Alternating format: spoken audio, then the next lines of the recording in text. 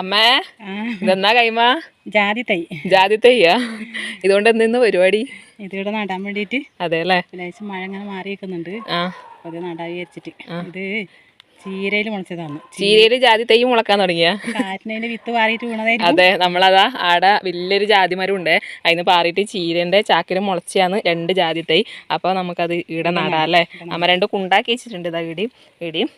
അപ്പൊ നമുക്ക് ജാതി തൈ നടാ. ജാതി നട്ടാലേ വലിയ മരമായാലേ നല്ലതാണ് അല്ലേ? നമുക്ക് എന്തെങ്കിലും എടുക്കാൻ പറ്റും. അതെ, വീടാവശ്യത്തിനോ പിന്നെ ഫർണിച്ചർ ആക്കാനും നല്ലല്ലേ? ജാതിന്റെ ഈ തേക്ക് തന്നെയല്ലേ ഇത്? തേക്ക് മരം. അതിന്റെ ഭയങ്കര വിലയല്ലേ ഫർണിച്ചറിനെല്ലാം? ജാതിന്റെ ഫർണിച്ചറിന് നല്ല പൈസയാണ്. പ്ലാവിന്റെനും ജാതിയുടെ നല്ല പൈസയാണ്. അപ്പം ജാതി തൈ നട്ടാല് നമുക്കൊരു മരമായി ഒരു തണലുമായി അല്ലേ? അതെ, അതെ, നമുക്കൊരു തണലുമായി. ഇവിടെ ഒന്നും മരമൊന്നുമില്ല. ഓരോന്നും നട്ടാലേ നമുക്ക്